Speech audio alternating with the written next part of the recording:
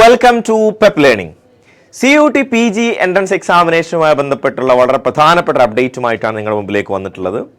National testing agency നടത്തുന്ന CUT PG 2024 എക്സാമിനേഷൻ്റെ admit card റിലീസായിട്ടുണ്ടായിരുന്നു.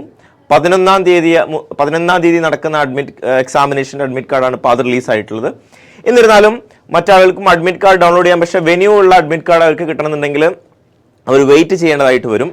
അപ്പോൾ മിക്കവാറും തൊട്ടടുത്ത ദിവസങ്ങളിലൊക്കെ ആയിട്ട് എക്സാമിനേഷൻ നടക്കുന്ന ആളുകൾ അഡ്മിറ്റ് കാർഡ് റിലീസ് ചെയ്യുന്നതാണ്. അപ്പം അഡ്മിറ്റ് കാർഡിൽ എന്തെല്ലാമാണുള്ളത്, അഡ്മിറ്റ് കാർഡുമായി ബന്ധപ്പെട്ട് നമ്മൾ ശ്രദ്ധിക്കേണ്ട കാര്യങ്ങൾ എന്തെല്ലാമാണ് തുടങ്ങിയിട്ടുള്ള കാര്യങ്ങളാണ് നമ്മൾ വിശദമായിട്ട് ചർച്ച ചെയ്യാൻ വേണ്ടി പോകുന്നത്. ഒരാളുടെ അഡ്മിറ്റ് കാർഡ് ഇങ്ങനെയാണ് ഉണ്ടാവുക.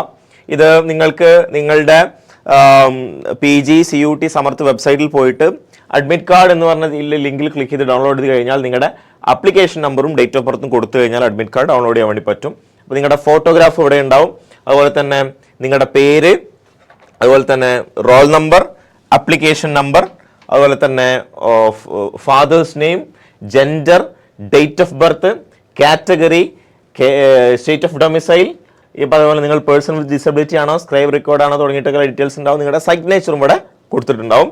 പിന്നെ സ്വാഭാവികമായിട്ടും നിങ്ങൾ ഏത് സബ്ജക്റ്റ് ആണ് ഓപ്റ്റ് ചെയ്തിട്ടുള്ളത്, ടെസ്റ്റ് ഡീറ്റെയിൽസ്, ഇപ്പം 2-3 സബ്ജക്റ്റ് നിങ്ങൾ കൊടുത്ത് 4 സബ്ജക്റ്റ് വരെ കൊടുക്കാം. 4 സബ്ജക്റ്റ് നിങ്ങൾ കൊടുത്തിട്ടുണ്ടെങ്കിൽ ഏതാണ് എക്സാമിനേഷൻ്റെ ഡേറ്റ് പ്രത്യേകം ശ്രദ്ധിക്കണം. ഷിഫ്റ്റ്, ഇത് പ്രത്യേകം ശ്രദ്ധിക്കേണ്ടതാണ്. നിങ്ങൾ ഏത് ഷിഫ്റ്റിലാണ് വരുന്നത് എന്നുള്ളത്.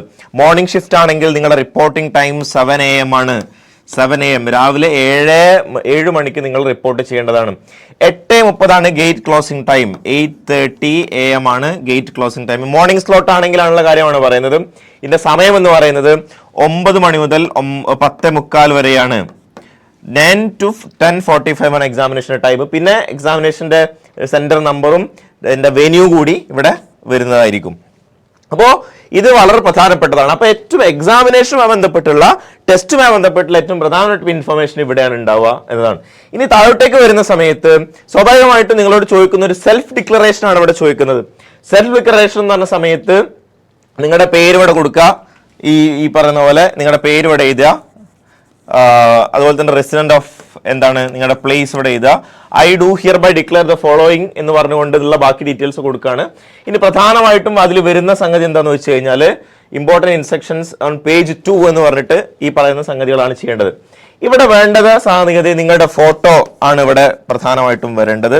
പിന്നെ നിങ്ങളുടെ ലെഫ്റ്റ് തമ്പ് ഇംപ്രഷൻ ആണ് ഇവിടെ വേണ്ടത്. ഒന്നുമില്ല, നിങ്ങളുടെ പേന എടുക്കുക, ഈ പറയുന്ന പോലെ നിങ്ങളുടെ ഇവിടെ മഷിയാക്കുക, നിങ്ങളുടെ ഇവിടെ തമ്പ് ചെയ്യുക. ഇത് രണ്ടും എക്സാമിനേഷൻ ഹാളിലേക്ക് എത്തുന്നതിന് മുമ്പാണ് ചെയ്യേണ്ടത്. അതായത് വീട്ടിൽ നിന്ന് തന്നെ ഒരു ഫോട്ടോ ഇവിടെ വെക്കുക. നിങ്ങൾ നേരത്തെ കൊടുത്ത ഫോട്ടോ, അതുപോലെ തന്നെ ലെഫ്റ്റ് തമ്പ് ഇംപ്രഷൻ ചെയ്തിട്ടാണ് വേണ്ടത്.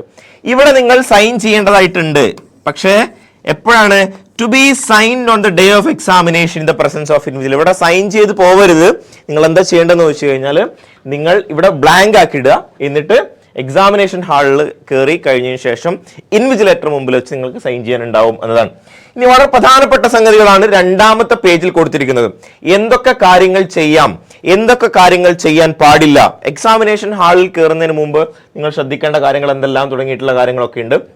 നേരത്തെ എക്സാമിനേഷൻ ഹാളിൽ എത്തുക, അതുപോലെ തന്നെ ഗേറ്റ് ക്ലോസ് ചെയ്യുന്ന മുമ്പ് എൻ്റർ ചെയ്യുക, അതുപോലെ തന്നെ കൃത്യമായിട്ട് എക്സാമിനേഷൻ അറ്റൻഡ് ചെയ്യുക. അതിൽ നിങ്ങൾ ട്രാൻസ്പെറൻ്റ് ആയിട്ടുള്ള വാട്ടർ ബോട്ടിൽ നിങ്ങൾക്ക് പറ്റും, അതുപോലെ തന്നെ ട്രാൻസ്പെറൻ്റ് ആയിട്ടുള്ള ബോൾ പോയിന്റ് പെന്ന് പറ്റും. അപ്പം കമ്പ്യൂട്ടർ ബേസ്ഡ് ടെസ്റ്റ് ആണ്. അപ്പോൾ എന്തിനാണ് പെന്ന് എന്ന് ഒരുപക്ഷെ നിങ്ങൾ ചോദിക്കുന്നുണ്ടാവും. ഒരുപക്ഷെ നിങ്ങൾക്ക് എന്തെങ്കിലും എഡീഷൻസോ ഇതുപോലെ തന്നെയുള്ള റഫ് ആയിട്ടുള്ള എന്തെങ്കിലുമൊക്കെ വർക്ക്സ് ഒക്കെ ചെയ്യണമെന്നുണ്ടെങ്കിൽ you will get A paper. അതിനനുസരിച്ച് നിങ്ങൾക്ക് ബോൾ പോയിന്റ് പെന്നും ഉണ്ടാവാം.